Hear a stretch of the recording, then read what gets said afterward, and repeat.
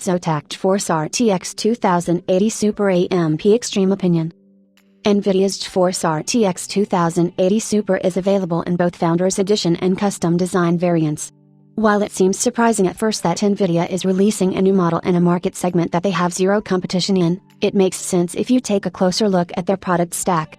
In order to counter AMD's Navi-based Radeon RX 5700 series, NVIDIA released the Super Refresh of Turing, which offers faster variants of RTX 2060 and RTX 2070. Unlike the original RTX 2070, the RTX 2070 Super is based on the TU104 graphics processor, which is the same chip that powers the RTX 2080 lineup. This jump in performance shrunk the gap between RTX 2070 and RTX 2080, which makes the original RTX 2080 less attractive to potential buyers, especially at its current price point. That's why NVIDIA is giving the RTX 2080 the +1 treatment, too.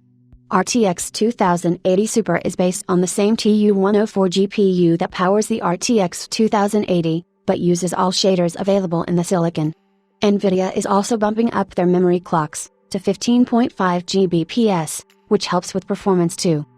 ZOTAC's RTX 2080 Super AMP Extreme comes with a large overclock out of the box, to a rated boost clock of 1875 MHz, or 60 MHz higher than the Founders Edition.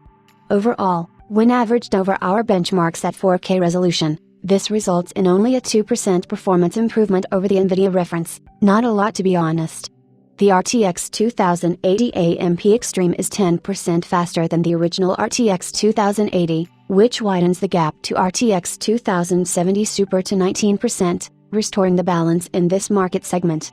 NVIDIA's flagship, the RTX 2080 Ti, is 15% faster than the RTX 2080 Super. AMD's fastest, the now end-of-life Radeon 7, is 17% behind, and the new Navi-based RX 5700 XT is 26% slower, not even close. Performance numbers of RTX 2080 Super are good. The higher FPS rates definitely help improve the gaming experience at 4K. While not a 4K 60 max details card, it is good enough for solid 4K gaming with decent frame rates, if you are willing to sacrifice some details settings, depending on the game. Its high performance will also help gamers looking to drive a high refresh rate monitor beyond 60 Hz, on 1440p, with highest details. ZOTAC is reusing the PCB and cooler design of their RTX 2080 AMP Extreme, which is a perfectly fine choice. What really stands out here is the massively overbuilt VRM that's now 16 plus 4 phase, stronger than many RTX 2080 Ti cards even. The thermal solution is also bigger than the Founders Edition, using a triple slot, triple fan design. Unfortunately, both temperatures and noise levels are increased over the Founders Edition, which is surprising. It probably has to do with the power limit increase and the peculiars of the cooler itself. With 37 dB, the AMP Extreme is 1 dB noisier than the Founders Edition, nothing you'd ever notice. Other custom board designs are doing better here. For example, the MSI Gaming X Trio ends up significantly quieter with 32 dB, and runs much cooler at the same time. A definitive win over the Founders Edition is the inclusion of idle fans top, which completely shuts off the card's fans in idle, desktop work and light gaming, for the perfect noise-free experience. Just like on all other Turing cards, power efficiency of RTX 2080 Super is excellent. ZOTAC did increase its card's power limit to 280 W, which is a 30 W increase over the Founders Edition. This ensures that the card won't run into its power limiter during overclocking, making your life much easier, because you can dial in exactly the clocks you want. Our manual overclocking tests show good results, leading to a 7.5% real-life performance improvement, more than expected.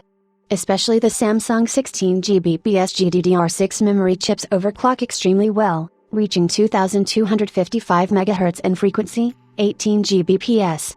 Wondering why NVIDIA chose to clock their card at 15.5 Gbps, even though the memory chips themselves are guaranteed to run at 16 Gbps, I reached out to them and got the following response: this is related to the PCB design of the original 2080 board. On the 2080 Super we reach max stability at 15.5, while leaving some AUC headroom. Like all other NVIDIA RTX cards, the RTX 2080 Super includes support for ray tracing hardware acceleration. With only few titles so far, I'm not sure if it's the most important technology to have today, but I am convinced that Nvidia with their close ties to developers will do everything they can to push forward this technology, which ultimately will result in an improvement in fidelity in games. Console makers Sony and Microsoft are also working on ray tracing for their next-gen hardware, which will definitely help adoption rates, too. RTX 2080 Super has additional RT cores and higher performance overall, which will help cushion the performance hit from ray tracing.